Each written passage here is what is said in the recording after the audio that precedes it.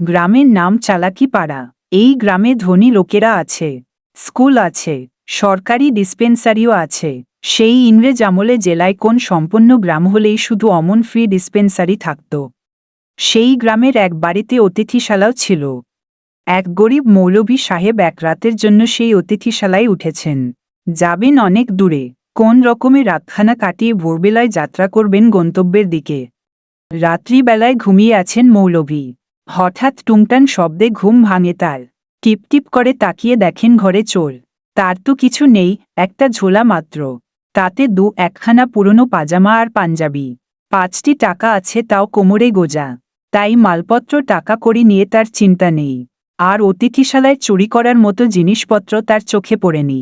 তাহলে কেন চোর এলো? সাধু ব্যাপার কি দেখার জন্য ঘাপটি মেরে পড়ে থাকে।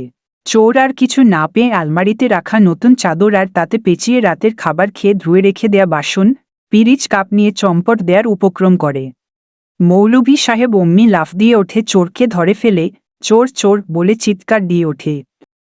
ততক্ষণে চোর ঘরের বাইরে এসে পড়েছে। মৌলভী তাকে তখন ধরে রেখেছেন। ফলে দুজনে ধস্তাধস্তি শুরু হয়। ইতোমধ্যে বাড়ির লোকজন চাকর বাকররাও আসে।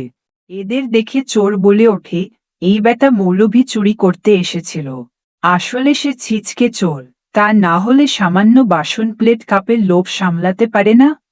কিন্তু কর্তা পালাতে দেয়নি। বাছাধনকে ধরে ফেলেছি। মহা হইচই কাণ্ড। মৌলভী মাথা নেড়ে একবার শুধু বলে, আল্লাহর কসম, ওই তো চোর। বাড়ির মালিক চাকরদের বলেন, জনকেই বেজে রাখো, সকালে ফয়সালা হবে। সকালে ইউনিয়ন বোর্ডের প্রেসিডেন্ট আসেন, চৌকিদার দফাদার আসে। দুজনকেই নিয়ে গিয়ে এক মরা লাশ কাজে তুলে দিয়ে বলে, কবরে নিয়ে যাও। মৃত মানুষ কাজে 2 কথিত চোর।